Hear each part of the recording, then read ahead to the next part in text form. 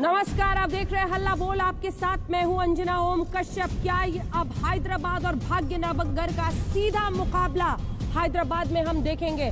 Hyderabad versus Bhagyanagar, क्योंकि जब दूसरी पार्टी के तौर पर बीजेपी यहां दक्षिण में उभरती है तो सवाल सीधा है कि क्या दक्षिण का तापमान चेक कर रही है राजनीतिक रूप से भारतीय जनता पार्टी, और क्या वो उसमें सफल हो अगर वो 41 सीटों के साथ सीधे मुकाबले में आती है, जहां 43 सीटों के साथ असदुद्दीन ओवैसी है। सवाल यह भी है कि टीआरएस को जो नुकसान हुआ है वो क्या संकेत दे रहा है? क्या हैदराबाद के साथ ही दक्षिण भारत में भारतीय जनता पार्टी ने कम से कम प्रवेश द्वार अपने लिए खटखट करके खोल लिया है? इसी पर हम चर्चा करेंगे अगले 1 घंटे में। फिलहाल आपको बता दें, रुझानों के मुताबिक और कई सीटों के नतीजे भी आ गए हैं। 64 पर टीआरएस, बीजेपी 41 पर, 43 पर एआईएमआईएम यानी असदुद्दीन ओवैसी की पार्टी, और 2 सीटों पर कांग्रेस। क्या ये साफ संकेत है कि जो पहले 2.5% थे सीटों के हिसाब से, वो आज 26% से ज्यादा पहुंच गई है भारतीय जनता पार्टी, जब वो 41-150 में से लाती है? तो क्या इस परफॉर्मेंस, इस रिपोर्ट कार्ड के लिए बीजेपी पूरी तरह से उस ध्रुवीकरण की राजनीति को आगे ले जाती हुई कामयाब दिख रही है, जिसके जरिए वो दक्षिण भारत में भी तमाम दरवाजे अपने लिए खोलना चाहती है? आपको दिखाते हैं किस तरह से चुनावी प्रचार हुआ था। आपने सुना था भाग्यनगर है, पुराने हैदराबाद में सर्जिकल स्ट्राइक कर देंगे। असदुद्दीन ओवैसी जिन्ना के अवतार हैं। ये हिंदू हृदय सम्राट नरेंद्र मोदी का काल है। बीजेपी एक बड़ी ताकत के तौर पर उभर रही है, ये आप देख रहे हैं। 4 सीटें थी पिछली बार, 99 सीटें टीआरएस की, जो अब 64 पर पहुंचे हैं, और 44 वाली ओवैसी की पार्टी 43 तक पहुंच गई है। 2 पर अटकी हुई कांग्रेस। अब सवाल सीधा है कि क्षेत्रीय पार्टियों के साथ ही बीजेपी का मुकाबला तमाम राज्यों में दिखता है, और ये लड्डू का दौर जो आप देख रहे हैं बीजेपी के दफ्तर में, ये साफ संकेत है कि उन्हें लग रहा है कि इस बार हमने जमीन तैयार कर ली है। 10 नवंबर को दुबक्का लोकसभा उपचुनाव के नतीजे आए थे, और वहीं से बीजेपी को लगा कि इस क्षेत्र में जो हमारे 2 विधायक हैं, 4 सांसद हैं, वो एक संकेत है कि यहां पर हम अपनी जमीन बढ़ा सकते हैं। बीजेपी के सांसद से हमारे सहयोगी ने उनकी इस परफॉर्मेंस पर बात की है। पहले आपको वो सुना देते हैं, फिर चर्चा की शुरुआत करेंगे। हमारे साथ केसीआर, टीआरएस के मुखिया की बेटी, खुद जुड़ेंगी लाइव कुछ ही देर में, लेकिन उससे पहले बीजेपी नेता क्या सोच रहे हैं, सुनिए। बीजेपी ने जो परफॉर्मेंस हैदराबाद नगर निगम चुनाव में दिखाई है, आपकी उम्मीदें तो थी कहां मेयर बनाएंगे, कहां यहां पर बस 40-50 तक में सिमटती नजर आ रही, क्या होगा आखिर आगे? जी, हम 4 से 50 तक पहुंच रहे हैं। ये इलेक्शन जो है मार्च में आने वाला था, ये डर कर केसीआर ने प्रीपोन किया है। उसका नतीजा ये हुआ कि थोड़ा 31 सीट हम पीछे रह गए। कोई चिंता नहीं, हमारा टारगेट तो असेंबली 2023 है, पार्लियामेंट 2024 है। हम फिर भी बहुत ही संतुष्ट है, हैप्पी है। हम सेलिब्रेट करेंगे और यही स्पीड को हम आगे बढ़ाएंगे, और यहाँ पे तेलंगाना भी जीतेंगे। आप लड़ने आए थे टीआरएस के खिलाफ, लड़ाई आपने लड़ी ओवैसी के खिलाफ। एमआईएम ने अपनी लगभग सभी सीटें बचा ली, लेकिन किला गिर गया टीआरएस का। जी बिल्कुल, दैट इज व्हाट। एमआईएम से ज्यादा फर्क जीएचएम से ही पड़ेगा। तेलंगाना में एमआईएम से कुछ फर्क नहीं पड़ेगा। वो जो उनका गढ़ है ओल्ड सिटी, वो सीमित रहेगा, वो उसके बाहर तो आएंगे नहीं। हम टीआरएस को हराना चाहते थे, हम हराए टीआरएस को अच्छे से। अभी देखिए बेटी हार गई केसीआर की, ये फैमिली रूल है, तो फैमिली के बारे में बात करना पड़ेगा। बेटी हार चुकी है, उनका जो नेफ्यू है हरीश राव दुब्बाक में हार चुका है। आज बेटे का उसका केटीआर जी का उनके पर्सनालिटी पे को भी डेंट हुआ है जीएचएमसी में। जो आईटी मिनिस्टर है, म्युनिसिपल मिनिस्टर है, जो बहुत अमेजॉन एप्पल वो लेवल में रहते हैं, आकाश में उड़ते हैं, उनको जमीन पे लाए जीएचएमसी के लोग। बीजेपी खुश अपनी परफॉर्मेंस से? बिल्कुल खुश है, बहुत बढ़िया प्रदर्शन है ये, और इसको हम आगे लेके जाएंगे। हम बोल रहे हैं आपको, यहाँ पर बीजेपी गवर्नमेंट फॉर्म करेगी, और मैं नाम नहीं लेना चाहता, एक बड़े नेता भी जो बोले इस बार 30-35 क्रॉस किए जीएचएमसी में, जो डर के पहले केसीआर ने पहले इलेक्शन दे दिया और हमारे को सिर्फ 10 दिन दिए। एक सरप्राइज था ये, 10 दिन दिए, फिर भी हम 30-35 क्रॉस कर लिए। तो हम आगे के टाइम में यहाँ पे गवर्नमेंट बनाएंगे। अभी तो हम 45 के आगे हैं। और आपका परिचय उन खास मेहमानों से करा देते हैं जो हमारे साथ इस चर्चा में शामिल होंगे। डॉक्टर संबित पात्रा मोर्चा संभालेंगे भारतीय जनता पार्टी की तरफ से, हमारे साथ वारिस पठान AIMIM की तरफ से जुड़ गए हैं। आचार्य प्रमोद कृष्णम नेता कांग्रेस पार्टी के, संजय कुमार जी जाने माने सेफोलॉजिस्ट हमारे साथ है, संगीत रागी जी हमारे साथ है, खास मेहमान आशुतोष जी जो लगातार हमारे साथ बने हुए हैं। लेकिन आइए आपको सीधे लिए चलते हैं। कविता जी इस वक्त एक्सक्लूसिव हमारे साथ आज तक पर जुड़ रही हैं, जो न सिर्फ KCR की बेटी हैं बल्कि एक जो महिला चेहरा है TRS का वो भी है। कविता जी, मेरा पहला सवाल आपसे यही, 64 का ये आंकड़ा देखकर आप तो कंफ्यूज हो रही होंगी कि जीते हैं या हारे हैं। कविता जी आवाज आ रही है?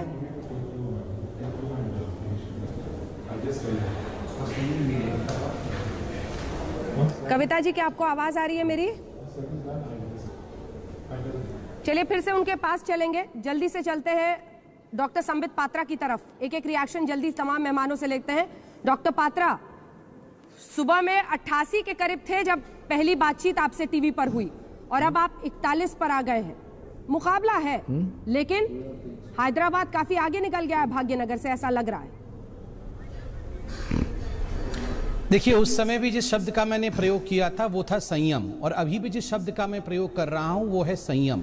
संयम और परिश्रम ये दो ऐसे शब्द हैं जिसको भारतीय जनता पार्टी ने आत्मसात किया है, और उसका नतीजा जो अभी हमारे सांसद कह रहे थे वो 2023 के चुनावों में देखने को मिलेगा। संयम के साथ काम करना, परिश्रम के साथ काम करना, आगे की रणनीति को ध्यान में रखते हुए काम करना और मेहनत को आगे बढ़ाते हुए अपने सत्ता को वहां स्थापित करना, जनता के लिए विकास युक्त राजनीति करना, यह आप स्पष्ट रूप से देख रहे हैं। अभी आपने कविता जी का जिक्र किया, कविता जी का मैं भी सम्मान करता हूं, मगर मैं बताना चाहूंगा, आपने भी अपने इंट्रोडक्शन में कहा कि ये KCR जी की बेटी हैं।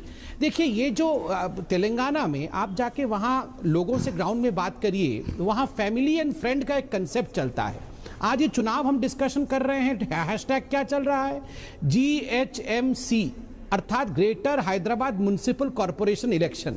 मगर आप वहां हैदराबाद में पूछिए, लोग कहेंगे ये FFMC प्राइवेट लिमिटेड बन चुका है, अर्थात फैमिली फ्रेंड प्राइवेट लिमिटेड। ये जो फैमिली है अर्थात KCR, KTR, आदरणीय कविता जी और उनके परिवार के लोग, हरीश जी जो कविता जी के पति हैं, चाहे उनके नेफ्यू जो अभी दुब्बक से हारे, केवल परिवार के लोग। और फ्रेंड कौन है? वो ओवैसी है। तो ये फैमिली और फ्रेंड ने मिलकर जिस प्रकार तेलंगाना में अपना कब्जा जमाया हुआ था, उस कब्जे में कहीं ना कहीं एक ढिलाई आई है और 2023 के लिए भारतीय जनता पार्टी अपनी सरकार बनाएगी, ये बहुत बड़े रूप से आज दिख रहा है। मेयर आपका नहीं बनेगा, मेयर आपकी नहीं बनेगी इसमें कि हाँ, इस बार महिला मेयर का वक्त है, रिजर्वेशन है महिला मेयर के लिए, तो आपने सही उसको कह दिया कि मेयर बनेगी। देखिए, मेयर किसका बनता है किसका नहीं बनता है वो तो वक्त बताएगा, मगर एक इंटरेस्टिंग कोण इस मेयर के युद्ध में होगा। आपको याद होगा जब आदरणीय अमित शाह जी ने प्रेस कॉन्फ्रेंस किया था तो उन्होंने एक शब्द प्रयोग किया था, एक फ्रेज प्रयोग किया था कि कमरे के अंदर ईलू ईलू करते हैं ये KCR जी की TRS पार्टी और ओवैसी जी की MIM पार्टी। अब ये देखना है कि मेयर के सिलेक्शन में, क्योंकि स्पष्ट बहुमत पूरी तरह से दिख नहीं रहा है, कहीं ना कहीं जो इलेक्टोरल सिस्टम है मेयर बनाने के लिए, जिसमें MP भी वोट करेंगे, MLA भी वोट करेंगे, क्या ये इलू इलू बाहर में आके निकाहनामा में परिवर्तित होगा या ये कमरे के अंदर ही इलू इलू करते रहेंगे, ये देखने वाला विषय। संजय जी एक छोटा रिएक्शन दे रहे हैं, उसके बाद वारिस पठान जी मैं फौरन आपके पास आ रही हूं। नहीं, संबित पात्रा जी, जिस इलेक्टोरल कॉलेज की आप बात कर रहे हैं, अगर 63 सीट भी TRS को आ गई तो उस इलेक्टोरल कॉलेज की बदौलत वो जीत जाएंगे, उनका मेयर की सीट मिल जाएगी। 17 उनके MLA हैं, 17 उनके MLC हैं, 2 MP हैं, तो कुल मिला के 98 वोटों की जरूरत है। 195 इलेक्टोरल कॉलेज में है, और अगर इनको 63 आ गए तो मेयर जीत सकते हैं, वो मेयर बना सकते हैं। तो संबित जी से ज्यादा वारिस जी को मायूस कर रहे हैं, उन्हें लगा था वो मेयर मेकर बन गए। नहीं, मैं तो किसी को मायूस या खुश करने के लिए नहीं कह रहा था, मैं तो बिल्कुल जो स्पष्ट आंकड़े हमारे सामने हैं, जो तथ्य है, मैं उसी को वही बता रहा था अपने दर्शकों के लिए। हाँ, वारिस पठान जी, मेयर मेकर भी आप नहीं बन पाएंगे, लेकिन सवाल यही है कि खुलकर इजहार हो जाएगा क्या? यही वजह थी ना कि आप लोग सिर्फ 51 सीटों पर चल रहे थे। पश्चिम बंगाल, बिहार, उत्तर प्रदेश सब जगह लड़ना है, और अपने ही हैदराबाद शहर में ओवैसी साहब 51 सीटों पर ही लड़ रहे थे, क्योंकि TRS के साथ वो अंदर वाला मामला है। अंदर की बात अंजना जी, सबसे पहले तो मैं आपको बताता चलूं, आज सुबह में आपने याद किया वारिस पठान आते रही मैं आपके सामने हाजिर हो गया हूँ। बहुत बहुत मैं धन्यवाद करता हूँ पूरी हैदराबाद की जनता का। मैं शुक्रिया अदा करता हूं उन लोगों का जिन्होंने हमारी पार्टी पे विश्वास किया, भरोसा किया और चुनाव के नतीजे आप देख रहे हैं कहां से कहां पहुंच गए। सुबह में तो आपका चैनल बड़ा पीछे दिखा रहा था अंजना जी, मगर अभी तो 43 पे है और यकीन मानिए 45 प्लस अभी चले जाएंगे थोड़ी देर के अंदर। अब सवाल रहा दूसरा जो भी संबित पात्रा जी बड़ी बात कर रहे थे कि बीजेपी पर पहला ऐसा चुनाव होगा अंजना जी देश का, उनका गणपति बप्पा मोरया हो गया। बीजेपी पे आ रहा हूं मैं अंजना जी, रुकिए। अरे कुछ नहीं है, अभी देखिए आगे आगे क्या क्या होगा अंजना जी। अभी आपने देखा कि ये पहला ऐसा म्युनिसिपल चुनाव था देश का जिसमें सारे बीजेपी के वरिष्ठ नेता आ गए, यहां तक के होम मिनिस्टर वहां पहुंच गए, इनके प्रेसिडेंट पहुंच गए और सबने जाकर टारगेट किस पे किया? असद ओवैसी पे। बोले आएंगे असद ओवैसी का गढ़ हिला देंगे, मगर उनके गढ़ को तो आज भी नहीं लगी, इनका खुद का गढ़ हिल गया। आज ये आए थे मेयर बनाने के लिए, मगर रुझानों के हिसाब से तो मेयर कहीं बनता हुआ मुझे दिख नहीं रहा। लेडी है तो लेडी मेयर तो कहीं दिख नहीं रही है। मगर ये जो चुनाव की जीत है, ये MIM की जीत है। मैं बताता चलूं, पिछले बार हम 44 पर जीते, इस बार हमने 51 पे कैंडिडेट खड़े किए। आप परसेंटेज देखिए अंजना जी, अगर आज 43 है 45 होता है तो कितनी सारी सीटों पे हम लोग आगे हैं। जबकि भाजपा लड़ी चुनाव किस मुद्दे पे? हम भाग्यनगर कर देंगे। किस मुद्दे पे? अगर हम जीत के आए तो सर्जिकल स्ट्राइक कर देंगे। मगर हमारा मुद्दा एक ही था, डेवलपमेंट, विकास और लोगों का काम करना, जो इतने बरसों में हमने किया और लोगों ने आज उसका नतीजा दिया। मैं शुक्रगुजार हूं पूरे हैदराबाद की जनता का कि जिन्होंने ओवैसी ब्रदर के ऊपर विश्वास अपना रखा और इतनी भारी अक्सरियतों के साथ हम जीतते चले जा रहे हैं। ये 43 पर रुका नहीं है अंजना जी, ये आधे पौने घंटे में आपको 45 भी दिखेगा, क्योंकि पब्लिक हैरान हो गई है। अब पब्लिक को रेटरिक्स और जुमले नहीं चाहिए, पब्लिक को काम चाहिए, विकास चाहिए। अभी हैदराबाद में फ्लड आया था अंजना जी, हैदराबाद का नाम नहीं बदलेगा, रेटरिक था या बहुत बड़ा मुद्दा था इस बार के चुनाव का? यही तो, इनकी नस्लें बर्बाद हो जाएंगी, हैदराबाद का नाम नहीं बदल पाएंगे, ये क्या था? रेटरिक? अंजना जी वो क्या था कि अगर हम जीत के आएंगे तो सर्जिकल स्ट्राइक कर देंगे। अरे सर्जिकल स्ट्राइक तो हम हमारे दुश्मनों के मुल्क पे जाके करते हैं, ये तो हमारा भारत महान देश है। या हमारे नागरिकों के ऊपर सर्जिकल स्ट्राइक की बात किया, लोगों ने जवाब दे दिया इन लोगों को। यहां पर आए बोले भाग्यनगर कर देंगे, हमारा मेयर बनेगा, लोगों ने जवाब दे दिया इनको। लोगों को विकास चाहिए अंजना जी, लोग चाहते हैं कि आज मैं संबित पात्रा से एक सवाल करना चाहता हूं। मुझे बताइए पूरे देश में एक वाहिद कोई MLA जिसने अपने ही स्टेट में 14 स्कूलें बनाई हो? बताइए मुझे कोई वाहिद एक MLA जिसने अपने स्टेट में 5 हॉस्पिटल बनाए हो, और हाई लेवल वाले हॉस्पिटल जिसमें इलाज गरीबों का मुफ्त होता है, और सिर्फ मुसलमानों के लिए नहीं, हर कौम के लोग वहां आते हैं, फैसिलिटी उठाते हैं। तो ये लोग देखते हैं संबित पात्रा जी, लोग सिर्फ बयानबाजी और भाषा पे नहीं जाते, काम, विकास, विश्वास, इसकी जीत है ये। संबित जी आवाज आ रही है? संबित जी को आवाज नहीं आ रही है। जल्दी से एक कमेंट प्रमोद कृष्णम जी से ले लेते हैं, फिर यहाँ पर बातचीत करेंगे। प्रमोद कृष्णम जी, फिर वही मुहावरा बोलूंगी जो सुबह से हम लोग बोल रहे हैं और जो आप में नाराजगी लाएगा, लेकिन 2 आउट ऑफ 150 ऐसा स्कोर करने पर क्या सीख मिलती है? अंजना जी, सीख ये मिलती है कि इस देश के अंदर सियासत का जो आधार था वो विकास, सद्भावना, शख्सियत, आइडियोलॉजी, विचारधारा, ये सब हुआ करता था, लेकिन अब वो सब ख़त्म होता जा रहा है। और अब इस देश में एक नई सियासत शुरू हो चुकी है और सवाल ये है कि बीजेपी वहाँ जीती है। मैं संबित पात्रा जी को बधाई देना चाहता हूँ। और ये जो बीजेपी की जीत है ये किसी उसूलों पर नहीं है, ये सिर्फ हिंदुत्व के नाम पर है। और हिंदुत्व के नाम पर जीत होना दक्षिण भारत में ये दर्शाता है कि दक्षिण भारत में अगली राजनीति हिंदुत्व के इर्द गिर्द घूमेगी। और अब वो इतना हिंदुत्व से, अरे मेरी बात पूरी तो होने दो भाई, ये क्या है अंजना जी? ठीक है, पूरा करने दीजिए उनको, फिर जवाब दीजिएगा। मेरी बात तो पूरी होने दो। हाँ, बीच में फ्लो जो है गड़बड़ा जाता। संगीत रागी जी, मैं तो आप ही की बात कर रहा हूँ, आपको खुशी होनी चाहिए। इस देश में अंजना जी ये बहुत ही बड़ा एक चेंज है कि अब जो हिंदुओं को गाली देगा वो भी जीतेगा और जो मुसलमानों को गाली देगा वो भी जीतेगा। और जो बीच के लोग हैं वो नीति, नियम, निर्धारण, सेकुलरिज्म इसको लिए घूमते रहेंगे, इनका कोई विचारों का सुनने वाला नहीं होगा। और ये है। जो आपने ये बड़ी तेलंगाना दिलचस्प जब बात बना कही है। था, अगर बीच के लोग। Let me finish 10 second, Congress party की आइडियोलॉजी, कांग्रेस पार्टी की मेहनत, कौन कौन से नेता गए चुनावों में, कहां पर आपने क्या संदेश दिया, क्या समझाया लोगों को, अपने प्रचार पर भी तो जरा ध्यान दीजिएगा ना। आप बताइए ना अंजना जी कितनी ताकत, और जब ऐसे नतीजे आने लगे उसके बाद से कोई बातचीत करने को तैयार नहीं। अंजना जी प्रचार तो बिहार में बहुत तगड़ा किया था, वहां भी नहीं जीत पाए। तो मैं ये कह रहा हूं कि तेलंगाना बनाया किसने था? कांग्रेस ने बनाया। आंध्र प्रदेश को इतनी बड़ी लड़ाई लड़ी गई थी तेलंगाना मूवमेंट की, तो तेलंगाना वालों को तो कांग्रेस का समर्थन करना चाहिए था, लेकिन कांग्रेस का समर्थन नहीं किया।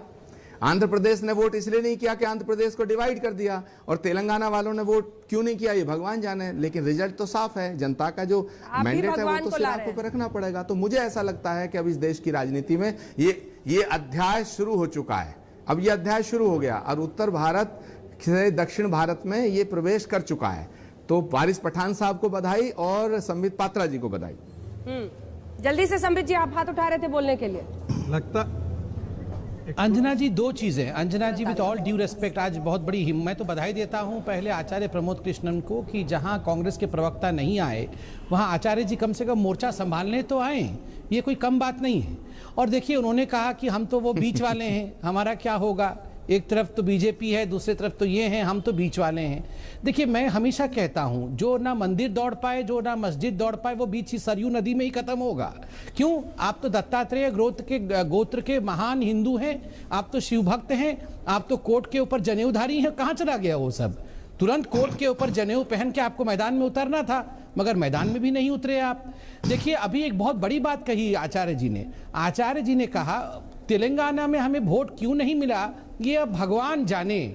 मगर देखिए, 2014 से हम इंट्रोस्पेक्ट करेंगे, उसके बाद 4 लोग छोड़ के चले गए क्योंकि इंट्रोस्पेक्ट नहीं हुआ।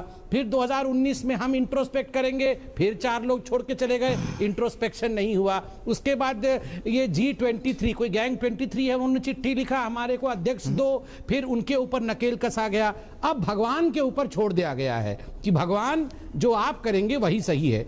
तो फिर हम लोग को गाली क्यों दे रहे हैं? आपको भगवान हरा रहे हैं तो ये भारतीय जनता पार्टी के ऊपर ठीकरा क्यों फोड़ रहे हैं? अब भगवान के दरबार में ही जाइए, मंदिर में जाके भगवान को बोलिए, हमें गाली मत दीजिए। ठीक है, चर्चा आगे लिए चलेंगे, आप दोनों से भी रिएक्शन लेंगे। इस वक्त हमारे साथ सीधा एक्सक्लूसिव बातचीत के लिए जुड़ रही हैं कविता जी। कविता जी, पहला सवाल आपसे यही, 62-150 में से, मतलब बहुमत का आंकड़ा आप लोग नहीं छू पा रहे हैं, जीत या हार समझ में आ रहा है? बिल्कुल जीत रही है, टीआरएस अपने ओन पे जीत रही है, मेयर भी बना रही है, इसमें कोई डाउट तो है ही नहीं। We are still the single largest party. सवाल ये उठा कि क्या विकास बनाम ध्रुवीकरण की राजनीति, इस बार जो इश्यूज डोमिनेट कर रहे थे वो ये था कि हैदराबाद का नाम बदलकर भाग्यनगर कर देंगे, दूसरी तरफ इशू उठा कि सर्जिकल स्ट्राइक पुराने हैदराबाद में कर देंगे, और उधर से असदुद्दीन ओवैसी कह रहे थे नस्लें बर्बाद हो जाएंगी लेकिन नहीं होगा। ऐसे में आपकी जो ये गिरावट है सीटों की, क्या आप लोग भी शिकार नहीं हो गए उस पोलराइजेशन वाली पॉलिटिक्स का? क्योंकि बीजेपी 4 से 43 पर पहुंचती दिख रही है कविता जी। देखिए अंजना जी, हम तो सीधे लोग हैं, हम हार्डवर्क करते हैं, सादगी से काम चलाते हैं, डिवाइसिव पॉलिटिक्स करते नहीं हैं। लेकिन बीजेपी का एमआईएम का जो तूतू मैमय है, इसके वजह से हैदराबाद में एक ऐसा माहौल बना है कि हमें क्या करना चाहिए क्या नहीं करना चाहिए, लोगों को एक कन्फ्यूजन सा हो गया है। और ये बीजेपी का आदत है ही है कि जब इश्यूज़ के बारे में बात नहीं कर सकते हैं तो कन्फ्यूज़ करके छोड़ने के प्रयास करते हैं लोगों को। हम तो इश्यूज़ के बारे में ही बोले हैं, हम प्रोग्रेस के बारे में ही बोले, आगे चल के भी ऐसे ही बोलेंगे। और प्रोग्रेस के बारे में बोल के, डेवलपमेंट को दिखा के आज हम सिंगल लार्जेस्ट पार्टी है। ये जो तूतू मैमे वाली पॉलिटिक्स जो है ये ज़्यादा दिन चलने वाली नहीं है। हैदराबाद से ही उनका रोक शुरू हुआ है। आपको नंबर लग रहा है ज़्यादा बीजेपी का, लेकिन बीजेपी का दावा क्या था कि हम मेयर बनेंगे, लेकिन मेयर नहीं बन पाए, सिंगल लार्जेस्ट पार्टी नहीं बन पाए, क्योंकि वो 4 पे थे, उनका 40 तो अभी 1000% ग्रोथ दिख रहा है, लेकिन हम 100 पे थे, तो हमारा सिचुएशन अलग है। तो ये नंबर्स नहीं, हमें सिचुएशन देखनी चाहिए। अगर हैदराबाद पूरा कैरी होता इनके रेटोरिक स्पीचेस में तो मेयर उनका बनता। आज अंजना जी मैं आपके ज़रिए लोगों से यही कहना चाहती हूँ कि किसी भी इलेक्शन होता है, किसी भी स्टेट में इलेक्शन होता है, बीजेपी का मेन प्लैंक क्या होता है? डेवलपमेंट नहीं होता है। मेन प्लैंक सिर्फ और सिर्फ ये पोलराइजेशन वाली बातें होती है। बिहार में इलेक्शन हुआ तो वहाँ पे बोलते हैं कि 300 घुसपैठिया है। हैदराबाद में इलेक्शन हुआ, बोलते हैं यहाँ पे रोहिंग्या है। तो मैं आपसे आज सीधा पूछना चाहती हूँ, लोगों को समझने की बात है, अगर बिहार में 300 लोग घुस के आए तो रिस्पॉन्सिबिलिटी किसकी है? सेंट्रल गवर्नमेंट की है ना। हैदराबाद में रोहिंग्या है तो रिस्पॉन्सिबिलिटी किसकी है? सेंट्रल गवर्नमेंट की है। तो वो अपने फेल्यूर्स को छुपाने के लिए डाइवर्शन पॉलिटिक्स करते हैं, लेकिन हैदराबाद की जनता ने उनको रोक के दिखाया है आज। और कल को जब तेलंगाना में ये जो बड़े बड़े एम्बिशन के साथ तेलंगाना में आ रहे हैं कि यहाँ सरकार बनाना है, ये तो नामुमकिन है। क्योंकि देखिए आज हम हैदराबाद एक इकोनॉमिक इंजन है तेलंगाना का, यहाँ वेल्थ क्रिएट करके हम पूरे तेलंगाना में बांटते हैं। आज जो हमारा किसान का स्कीम है, जो पर एकड़ हम 10,000 रुपीज़ पर एवरी क्रॉप देते हैं किसान को, उसका नकल मार के सेंट्रल गवर्नमेंट ने एक स्कीम बनाया 6,000 रुपीज़ जो फार्मर्स को देते हैं, लेकिन उसका पायनियर तेलंगाना है। और आज हमारे पास इतना अच्छा स्कीम है फार्मर्स के लिए, जो फार्मर का इंश्योरेंस होता है। किसी भी वजह से फार्मर मर जाता है, उनके घर में immediately within 1 week 5 lakh रुपया पहुंचता है। क्या इस तरीके का ट्रीटमेंट होता है कहीं पे बीजेपी रूल्ड स्टेट्स में? आज दिल्ली में किस तरीके का ट्रीटमेंट हो रहा है फार्मर के साथ? तो ये सारी भी सोचने वाली बातें हैं। और वेलफेयर जब लेके चलते हैं तेलंगाना में, आज पेंशन हमारे स्टेट में 2,000 रुपया देते हैं और डेस्टिट्यूट सिंगल वुमेन को और अपाहिज लोगों को 3,000 देते हैं। Uttar Pradesh BJP ruled state है मैडम, वहाँ पे 500 रुपीज़ देते हैं। तो मैं आपको अंतर एक बताना चाहती हूँ कि performing government versus non performing government की कैसा अंतर होता है। और यही योगी जी हमारे पास आके बोलते हैं कि हैदराबाद का नाम भाग्यनगर करना चाहिए, तो लोगों ने रिजेक्ट किया है इनका आर्गुमेंट। इनके चाहे थोड़े नंबर बड़े होंगे, इसके अनेक कारण। मैं क्या बोलती हूँ, नाम नहीं, काम बदलना चाहिए, तरीका बदलना चाहिए, तरक्की होनी चाहिए, लोगों के लाइफ स्टैंडर्ड बदलनी चाहिए, बच्चों को जॉब्स मिलने चाहिए, पीस होनी चाहिए। इन सारे मुद्दों पे इलेक्शन चलना चाहिए। लेकिन अगर नाम बदल के देखिए, इलाहाबाद का आज नाम बदला है उन्होंने प्रयागराज करके, तो वहाँ पे एक्चुअली बदलाव क्या हुआ है मुझे ये बताइए? एक्चुअली सड़कें बदली है क्या? वहाँ पे लाइफस्टाइल बदला है क्या? ये इंपॉर्टेंट चीज़ है। और कहीं ना कहीं बीजेपी के रिटोरिक पॉलिटिक्स को रोक लगना चाहिए। ये हैदराबाद से ही शुरू हुआ, ये बताने के लिए मैं बेहद खुश हूँ। लेकिन कविता जी, 43 सीटें एक इशारा तो कर रही हैं कि दरवाजे में उन्होंने पैर अटका दिया है, वहां से एंट्री होगी। जब बाईपोल्स में दुबक में वो जीते, उसके बाद से 10 नवंबर के उन नतीजों ने उनको उत्साहित किया। पूरी ताकत झोंकी बीजेपी अध्यक्ष जेपी नड्डा से लेकर योगी आदित्यनाथ और खुद अमित शाह पहुंचे। क्या दरवाजा उन्होंने अटका दिया है दक्षिण भारत के लिए? इस टेम्पलेट को वो यूज करेंगे अब दक्षिण भारत में?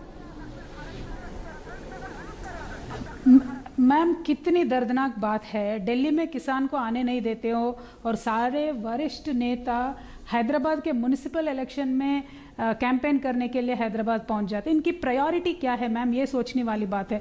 अगर दक्षिण भारत में आपको आना है, दक्षिण भारत में आपको बीजेपी का झंडा लहराने का इरादा है, तो डेवलपमेंट के बारे में बोलिए। यहाँ का पॉलिटिक्स अलग है मैम। यहाँ की जनता डेवलपमेंट देखती है, यहाँ की जनता चाहती है कि परफॉर्म करे, वादा करके। जुमलेबाजी नहीं चलेगी यहाँ पे। 15 लाख रुपया बोला था देंगे, कहाँ मिला है मैम, किसको मिला है? इस पर भी उनका क्लेम है, सवाल पूछेंगे ना जब बीजेपी यहाँ पे आएगी। जी, इस पर भी उनका क्लेम है कि साइबराबाद हैदराबाद तब रोशन हुआ जब उन्होंने यहाँ पर, वहाँ चंद्रबाबू नायडू की सरकार थी और केंद्र में बीजेपी। उनका कहना है कि आज हैदराबाद की सड़कों से लेकर तमाम जितने भी वहां पर एक साइबराबाद जो वो बना, उसमें एक ढलान आ रहा है। वो कहते हैं कि हम वापस उसको वहीं पर उसी ग्लोरी ऑफ, जिसे कहते हैं प्रोग्रेस, बनाएंगे। मैम, ऑलरेडी प्रोग्रेस हुआ राज्य में, आप क्या बदलाव लाओगे? मैं कहती हूँ हैदराबाद में अभी कोरोना हुआ है, हैदराबाद में अभी अनफॉर्चुनेटली 100 ईयर्स में एक बार आने वाला फ्लड आया है। तो फ्लड के टाइम पे क्या आप हमारे साथ थे? आप हैदराबाद को सुंदर बनाना अलग बात है, जब क्राइसिस था हैदराबाद में आप हमारे साथ थे। यही अमित शाह जी के मिनिस्ट्री से, होम मिनिस्ट्री से 6 और राज्यों को पैसा गया है, किसी ने पैसा एक भी पूछा नहीं। हमारे राज्य से हमारे मुख्यमंत्री जी ने 1300 करोड़ पूछा है, लेकिन एक भी पैसा हमारे पास नहीं आया। जब हम क्राइसिस में है, बीजेपी हमारे साथ नहीं चलती है, हमारे जनता के साथ नहीं चलती है, अभी आके वोट पूछते हैं तो आप क्या सुंदर बनाओगे? जब हालत खराब है तब तो हाथ पकड़ के चलना चाहिए। तो ये राजनीति में मैम जो लोगों के साथ है क्राइसिस के टाइम पे, उनके साथ लोग बराबर रहेंगे। आज टीआरएस के साथ लोग हैं क्योंकि क्राइसिस के साथ हम उनके साथ हैं। कोरोना का टाइम था मैम, अलग अलग राज्यों से हमारे यहाँ लाखों लोग काम करते हैं। हमने हैदराबाद से मुफ्त में ट्रेन में बिठा के बहुत ज़्यादा हमारे लोगों को हमने भिजाया है। हमने उनको हमारे प्रगति का पार्टनर बताया है, माइग्रेंट लेबर को। क्या बीजेपी के किसी स्टेट ने किया है? फ्री में ट्रेन दिया है? क्या केंद्र सरकार ने फ्री में किसी माइग्रेंट लेबर को ट्रेन दिया है? हजारों मील चल के गए मैम, उनके पैरों में इतने बबल्स आ गए थे। तो ये सारी सोचने की बात है मैम। ह्यूमैनिटी का भी कोई एंगल होता है, हमेशा पोलराइजेशन से काम नहीं चलती है। ठीक है, आपकी स्ट्रैटेजी इन चुनावों के लिए मैं समझना चाहती हूँ। 10 नवंबर के बाइपोल की हार के बाद क्या आपने स्ट्रैटेजी बदली? आपने ये सोचा कि बीजेपी के साथ अब सीधा मुकाबला करना होगा ना, क्योंकि म्युनिसिपल चुनाव में उन्होंने अपने शीर्षस्थ नेताओं को जमीन पर उतार दिया। आप लोगों ने पोस्ट 10 नवंबर क्या स्ट्रैटेजी अपनाई? क्योंकि ये देखिए, ये 30 सीटों का नुकसान सीधा दिख रहा है। 99 थे आप पिछली बार, तो समझ लीजिए 37 सीटों के आसपास का। मैम इसका बहुत ज़्यादा रीजंस है। एक तो by default BJP has become the opponent, but you should remember कि second largest party still is MIM, not BJP in Hyderabad today. When you look at the numbers, पहले TRS है, नेक्स्ट MIM है, next BJP है। अभी तो ऐसा बराबर हालत चल रहा है। है। लेकिन कांग्रेस पार्टी का जो अनटाइमली डेथ हो गया, जी मैम अभी बराबर चल रहा है, but MIM was the largest till I saw the number last time. Anyway, Congress का जो डेथ है, बिल्कुल कांग्रेस का डेसिमेशन जो है हैदराबाद में, उसके वजह से बाय डिफॉल्ट बीजेपी को थोड़ा स्पेस मिला है, बट दैट डजंट मीन कि वो हमारे वोट बैंक आ जाएंगे। कल को जब पूरे तेलंगाना के लेवल पे इनके जो ख्वाब है वो तो बराबर हम क्रश करके छोड़ेंगे। हमने बहुत काम किया हमारे लोगों के लिए, हमारे लोग भी हमारे साथ खड़े रहेंगे। और बीजेपी के जितने भी ये कैंपेन है, हंगामा है, जुमले है, झूठ बोलने की जो आदत है मैम, इसको हैदराबाद की जनता ने आज रोक लगाया है। कल के दिन पूरी तेलंगाना की जनता इन पे रोक लगाएगी। आप तो केसीआर की बेटी है, इसलिए बहुत करीब से देखती होंगी। हैदराबाद में भी ये बात होती है कि बड़ी कोजी रिलेशनशिप है उनकी ओवैसी साहब के साथ, और अमित शाह ने तो वहां जाकर सीधा कहा कि इलू इलू चलता है इनका।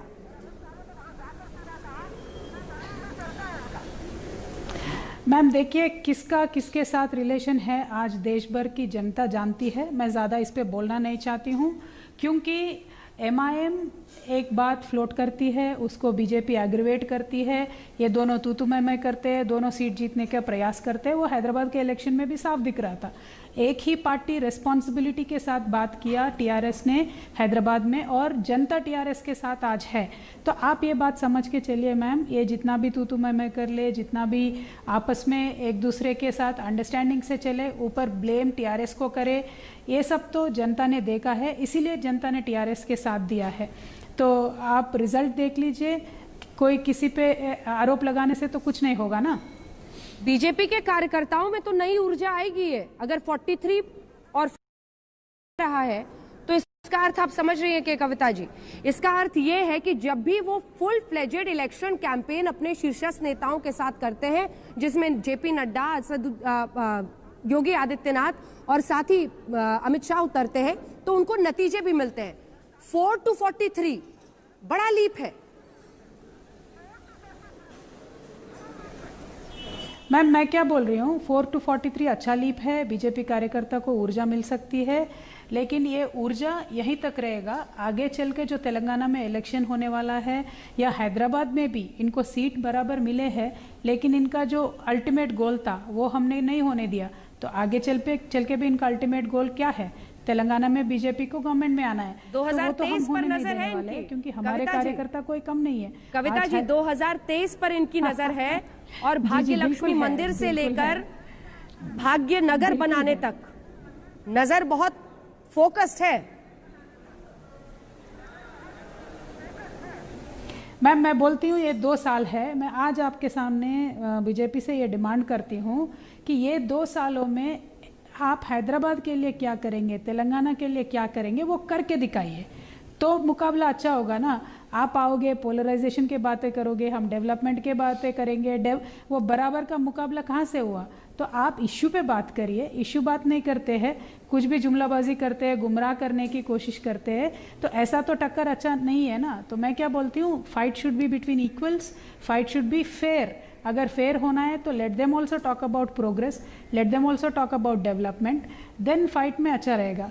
लेकिन आज टीआरएस कार्यकर्ता जो हैदराबाद के मेयर के सीट पे टीआरएस बैठी है, हम में भी ऊर्जा कोई कम नहीं है। हम तो अच्छा मुकाबला देंगे, अच्छे से लड़ेंगे और 2023 में वापस टीआरएस पार्टी ही तेलंगाना में गवर्नमेंट में आएगी। ठीक है, एक आखिरी सवाल, अभी तक के अंक गणित के हिसाब से जो पूरा इलेक्टोरल रोल है उसमें आपको शायद किसी दूसरी पार्टी की जरूरत ना पड़े मेयर की कुर्सी के लिए, लेकिन बीजेपी बार बार यह आरोप लगाती है कि जो क्षेत्रीय पार्टियां हैं वो विरासत की पॉलिटिक्स लड़ती हैं और इसमें वो आप पर भी हमला करते हैं। इस पर आपका क्या जवाब होगा? क्योंकि केसीआर देखिए पुरोधा थे पूरे तेलंगाना मूवमेंट के, राज्य अलग बना, उनकी पॉलिटिक्स चली और अब आप पार्टी की तरफ से फील्ड की जा रही हैं। तो ये जो विरासत वाली पॉलिटिक्स पर बीजेपी हमला करती है, इस पर आपका क्या जवाब होगा? कविता जी। जो अब तक मैंने कहा वही बीजेपी करती है ना मैम, इश्यू पे बात नहीं करती है, केसीआर साहब के परफॉर्मेंस पे बात नहीं करती है, विरासत वाले पॉलिटिक्स पे बात करती है। अगर विरासत वाले पॉलिटिक्स की ही बात करना है तो अलग अलग राज्यों में आज क्या हो रहा है वो देखिए। मध्य प्रदेश की क्या हालत है, सिंधिया जी को आपने लिया है, उनका पूरा फैमिली ऑलरेडी बीजेपी में है। ऐसा नहीं है कि बीजेपी में फैमिली पॉलिटिक्स नहीं है, राजनाथ सिंह जी के बेटे नहीं है क्या? ऐसे हजारों का लिस्ट है, पूरे बीजेपी का गली लीडर से लेके दिल्ली लीडर तक बात करेंगे तो बीजेपी में भी फैमिली पॉलिटिक्स है। इंडिया में हर पार्टी में फैमिली पॉलिटिक्स है, ये पुराना मुद्दा है, इसका कोई रिलेवेंस नहीं है पॉलिटिक्स में। पॉलिटिक्स में जो परफॉर्म करता है वो रहता है, जो परफॉर्म नहीं करता है वो जाता है। टीआरएस पार्टी आज परफॉर्म कर रही है तो है, रहेगी। आगे चल के बीजेपी जो बोलना चाहेगी वो परफॉर्मेंस बेस्ड, डेवलपमेंट बेस्ड बोलेंगे तो वो आगे बढ़ पाएंगे, नहीं तो नहीं बढ़ पाएंगे। अल्टीमेटली मैम क्लोजिंग में मैं इतना ही कहना चाहती हूँ कि आज तक तेलंगाना एक नया राज्य है, तेलंगाना राज्य फॉर्म होकर 6 साल हो गए हैं। इन 6 सालों में हमने जो 60 इयर्स में डेवलपमेंट नहीं हुआ, हमने ये 6 साल में करके दिखाया। ये मैं नहीं बोलती हूँ, FCI बोलती है, क्योंकि पहले हम नंबर 20 या 21 में थे अनाज के प्रोडक्शन में। Today we are number 2 after Punjab because we have taken up serious reforms in farm sector, so we have done some true development here. But BJP अगर एक भी आंकड़ा ऐसा बताना चाहती है तो उनके पास कुछ नहीं है आज देश में बताने के लिए। तो कल को ये तेलंगाना में भी आएंगे तो मुकाबला हमारा जुमले से नहीं फैक्ट से करना होगा। उस टाइम पे उनके पास कुछ नहीं होगा। तो इसीलिए मैं कॉन्फिडेंटली बोलती हूँ, विश्वास के साथ बोलती हूँ, जैसे आज हमने हैदराबाद जीता है कल तेलंगाना को भी जीतेंगे, इसमें कोई शक नहीं है। बहुत बहुत धन्यवाद आपका के कविता, टीआरएस की नेता, हमारे साथ जुड़ने के लिए। बहुत धन्यवाद आपका हमारे साथ आज तक पर बातचीत करने के लिए। आशुतोष जी, जल्दी से आपके साथ शुरुआत करते हुए, जीत है या हार है? ये मेयर तो बन जाएगी लेकिन ये लगभग 37 सीटों की गिरावट है। नहीं, मुझे लगता है कि टीआरएस को अगर अभी ये बात समझ में नहीं आ रही है तो ये बड़ी तकलीफ की बात उनको आने वाले समय में होने वाली थी। 99 सीटें थी और आज अगर 62 पे अटके हुए हैं और 150 में अगर आप बहुमत का आंकड़ा भी नहीं छू पा रहे हैं तो निश्चित तौर पर ये बड़ी भारी उनको दिक्कत होगी। और बीजेपी की जीत स्पेक्टिकुलर है, मैं कहूंगा। भले ही 43 सीट है, भले ही हंग लेकिन स्पेक्टिकुलर जीत है कि 4 से लेकर 39 सीटों का फायदा बीजेपी को होता है, 37 सीटों का नुकसान टीआरएस को होता है। इसका मतलब यह है कि जो वोटर कभी टीआरएस को वोट देता था वो सीधे स्वाप होकर बीजेपी को जा रहा। अगर ये ट्रेंड कंटिन्यू रहता है तो असेंबली में क्या होगा आप समझ सकती हैं। 2023 पर निशाना है क्योंकि मेयर तो बन नहीं पाए। डॉक्टर पात्रा जल्दी से, फिर आगे साहब। नहीं, देखिए बिल्कुल 2023 पे निशाना है और देखिए मेहनत करना ये हमारे हाथ में है, संयम के साथ आगे बढ़ना ये हमारे हाथ में है। आप सोचिए आज हमारा कैडर, तेलंगाना में हमारे कैडर के पास कितनी ऊर्जा आई होगी। हमारे पार्टी के नेतृत्व को देखिए, जगत प्रकाश नड्डा जी जाते हैं, एक कैडर के अंदर ऊर्जा भर के आते हैं। भूपेंद्र यादव जी जाते हैं, वो ऊर्जा भर के आते हैं। अमित शाह जी कंक्लूडिंग डे में जाते हैं, वो एक उमंग भर के आते हैं। आज उसी ऊर्जा और उमंग के साथ हमारा कैडर काम करेगा। आप बताइए डायनास्टी को आखिर कब तक ढोते हुए आप आगे बढ़ेंगे? करेंगे। आप बताइए ये कांग्रेस पार्टी क्या दे रही है अपने कैडर को?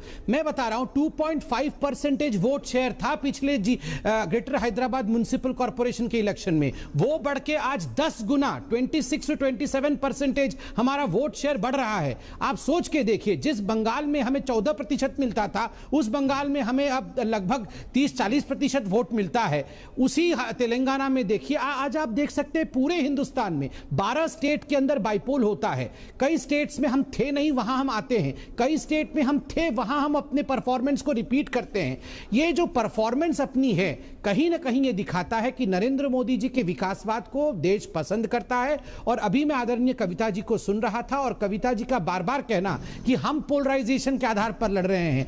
अंजना जी, जनता मूर्ख नहीं है। जब तक जनता के हाथ में टेंजिबल बेनिफिट नहीं आता है, वो केवल भाषण सुन के या रेटोरिक्स के आधार पर वोट नहीं करती है। वो गैस सिलेंडर के आधार पर, वो पक्के घर के आधार पर वोट करती है। और अंत में बताऊं आपको, जब फ्लड हुआ था इसी ग्रेटर हैदराबाद में, 30% ग्रेटर हैदराबाद डूब गया था। दो बहुत महत्वपूर्ण विषय बने थे। 10,000 रुपए बांटेंगे, ये केसीआर जी ने कहा था। 10,000 रुपए इन्होंने अपने कार्यकर्ताओं को बांट दिया। 10,000 रुपए अफेक्टेड लोगों में नहीं बांटा। वर्ल्ड सिटी के अंदर 10,000 रुपए बांटे। धर्म के आधार पर इसमें डिफरेंशिएट किया गया, इसीलिए ये आज बढ़ोतरी आप बीजेपी की देख रहे हैं। दूसरा, डबल बेडरूम देंगे, 1,28,000, केवल 1,100 डबल बेडरूम दिया गया, और इसी कारण से आज हम इनका पतन देख रहे हैं। वारिस जी, ये बराबर बराबर चल के कैसा लग रहा है? 43-43 बराबर तो हम बिहार, बंगाल, यूपी, अभी तो 45 सब तक जगह जाएंगे, पे लड़ेंगे। उससे भी ऊपर और हैदराबाद में ये हाल हो गया। बिल्कुल, आपने बिहार तो बिहार आपने देखा हम कितनी सीट पर लड़े हैदराबाद में अंजना जी, 51 पे, उसमें भी अभी 43 तो हम ऑलरेडी जीत चुके हैं। और अब देखिए आप 2-4 सीट और हमारी आगे आने की हमको क्षमता है। बाकी सीटें टीआरएस के लिए छोड़ते हैं क्या? बता दीजिए ना खुलकर। फ्लड का जिक्र किया, रिश्ता क्या कहलाता है बता दीजिए ना सर। देखिए पब्लिक जो है हैदराबाद की, देखिए अंजना जी, रिश्ता कुछ नहीं होता है, जनता से हमारा रिश्ता जुड़ा हुआ है। हम जनता हमको चुन के लाती है, हम जनता का काम करते हैं, और जनता बड़ी श्रूड है, दिमाग वाली है, समझदार है। जनता उसी को वोट देगी जो उसका काम करेगा। मैंने पहले भी सवाल किया, बताइए कितने लोगों ने इतनी 14 स्कूल बना दिए हैदराबाद में? बताइए कोई ऐसी पार्टी जिसने 5 हॉस्पिटल ऐसे बनाए हो जहाँ पे गरीबों का मुफ्त इलाज हो रहा हो, जात पात देखे बिना? बताइए अभी जो लॉकडाउन चला उसमें कितने बीजेपी के लीडरों ने आके वहां पर लोगों के घर घर जाके अनाज राशन बांटे। मगर मैं आपको बता सकता हूं कि अकबर ओवैसी और असद ओवैसी ने और हमारे तमाम लोगों ने जाके घर घरों में राशन बांटे। अंजना जी, लोग ये भूलते नहीं है। आज इतनी सारी जो स्कूलें चल रही है, वो सारे बच्चे हैं, उनके माँ बाप सब देख रहे हैं। तो ये मोहब्बत है, ये रिश्ता हमारा लोगों के साथ जुड़ा हुआ है। हम जमीनी लोग हैं, our work is our identity. हम खाली स्पीच देके शहर का नाम बदलने को विकास नहीं बोलते। शहर का नाम बदलने से विकास नहीं होगा। विकास होगा जब आप लोगों को प्रॉपर फैसिलिटीज दोगे। ठीक है, आशुतोष जी एक सवाल पूछ रहे हैं। वारिस पठान जी, मेरा सवाल आपसे यह है कि मैं आपकी जो अभी बातचीत आपने की, बड़ी अच्छी बातचीत की। मुझे लगता है कि जिस विकास की बात आप कर रहे हैं, लोगों के दुख दर्द की बात कर रहे हैं, हॉस्पिटल स्कूल बनाने की बात कर रहे हैं, तो वो पूरे तेलंगाना के 119 विधानसभाओं में भी करनी चाहिए ना आपको। 119 विधानसभा में भी आप चुनाव नहीं लड़ते हैं, आप वार्ड लेवल पे भी सिर्फ 51 में लड़ते हैं। तो क्या 150 कम से कम वार्ड लेवल पे जाके चुनाव लड़िए ना। देखिए सर, ये तो पार्टी डिसाइड करती है ना। अब तो बिहार के अंदर सिर्फ सीमांचल में लड़े, आप बोल रहे हो कि पूरे बिहार में क्यों नहीं लड़े? हम ईमानदारी से तो बात सीट पे लड़े, तो आप बोलोगे 25 सीटों पे क्यों नहीं लड़े? अब ये उसमें भी आपको दिक्कत है, कहां से लड़ना, कहां से नहीं लड़ना। अब अंजना जी, क्या मुझे आपके दुख दर्द को समझ रहा हूं कि आप लोगों के दुख दर्द में शरीक होना चाहते हैं। 150 की 50 वार्ड में क्यों नहीं लड़ते आप? आप सोचिए ना, 150 वार्ड में आज ढोल पीट रहे होते आपके कार्यकर्ता। आपका मेयर होता। कांग्रेस से लड़ी ना 150 सीट के ऊपर, क्या हालत हो गई? आचार्य जी बैठे हुए, उनको पूछ लीजिए। भाजपा लड़ी 150 सीट के ऊपर, क्या हालत? वही हालत हो जाती है इनकी। अंजना जी, पार्टी सोच समझ के फैसला करती है और लड़ती है। आपके बोलने से 60 सीट पे 70 सीट पे तो नहीं लड़ी। उन्होंने 5 हिंदुओं को उम्मीदवार बनाया, बीजेपी ने 1 मुस्लिम को उम्मीदवार नहीं बनाया। ये क्या कहता है? सुन तो लीजिए। और एक हमारी हिंदू बहन जीत गई, आपको सुना है त्यागी जी, हमारी एक हिंदू बहन जीत भी गई है। अभी तक पार्टी है, मुसलमानों के लिए है। और यदि भारतीय जनता पार्टी को यदि जिन्ना का आरोप लगाया गया और वहां की जनता ने यदि भारतीय जनता पार्टी को इतना मैंडेट ऐसा दिया, तो यह भी एक अपने आप में इस बात को प्रमाणित करता है कि भारतीय जनता पार्टी ने असदुद्दीन ओवैसी के खिलाफ जो ये आरोप लगाया था कि वो आधुनिक जिन्ना बनने की कोशिश कर रहे हैं, जनता ने इस चीज को एक्सेप्ट किया है और अपने आप में ये प्रमाणित करता है कि आप सिर्फ मुस्लिम बहुत सीटों पर ही लड़ रहे हैं। आपको लोग तेलंगाना में या हैदराबाद के अंदर आपको मुस्लिम बहुल क्षेत्र से बाहर आपको कोई भी एक्सेप्ट नहीं कर रहा है। अरे भाई साहब, संजय जी इस पर एक रिएक्शन दे रहे हैं, उसके बाद आप बोलिएगा। संजय वहाँ पे सिर्फ 30% मुस्लिम संगीत बार कह रहे थे कि हैदराबाद की जनता ने, एक सेकंड संजय जी, संगीत कह रहे थे हैदराबाद की जनता ने AIMIM को रिजेक्ट कर दिया है। अगर आप नतीजों को देखें तो मुझे नहीं लगता कि किसी भी आधार पर किसी भी तरह से इस बात को कहा जा सकता है, क्योंकि उन्होंने 51 सीटें पे चुनाव लड़े और 43 सीटें जीत के आ रहे हैं। ये जरूर है, ये आरोप लगा सकते हैं कि वो अपने ऐसे जगहों पर अपने उम्मीदवार को उतारते हैं जहां पे मुस्लिम बाहुल्य क्षेत्र हो, लेकिन कम से कम नतीजों को देख के नहीं कहा जा सकता कि हैदराबाद की जनता ने उनको नकार दिया है। 43 सीटें वो जीत कर आ रहे हैं। संजय जी, भाग्यनगर के लिए वकालत करनी थी ना, सुबह से कह रहे थे भाग्यनगर की जीत हो गई है।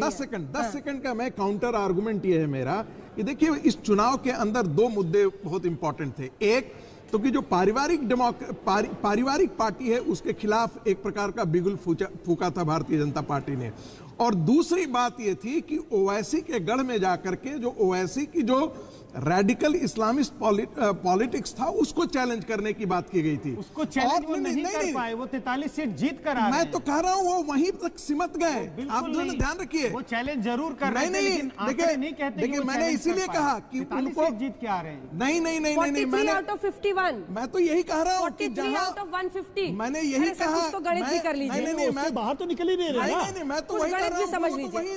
वारिस पठान जी जल्दी से, नहीं संजय जी, वारिस पठान जी जल्दी से। देखिए अंजना जी, ये बेबुनियाद इल्जाम है। अभी त्यागी जी ने कहा कि हम सिर्फ मुस्लिमों की पार्टी है। मैं बताना चाहता हूं कि इन 51 लोगों में 5 हमने हमारे हिंदू भाई बहनों को सीट दी थी, जिसमें से आज हमारी एक हिंदू बहन अभी तक जीत चुकी है। आगे भी हमारे पास जीत के अक्षण आ रहे हैं, हम जीतेंगे। तो ये हम पे इल्जाम लगाना कि अब हम बी टीम है, हम खाली मुस्लिम पार्टी है, सरासर गलत है। देश की 52% वक्त की बहुत कमी है, ब्रेक के लिए मुझे रुकना पड़ेगा। 5% मुसलमानों को, देखिए आ गया, अंत होते होते वहां पर पहुंच गया।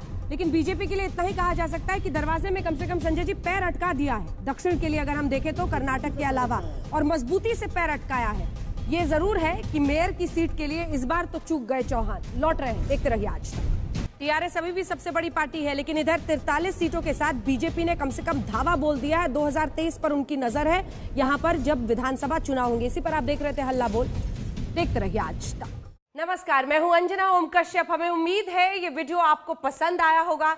लेटेस्ट खबरों के लिए यूं ही देखते रहिए आज तक, और इस वीडियो के पसंद आने पर लाइक, शेयर एंड सब्सक्राइब करना ना भूलें।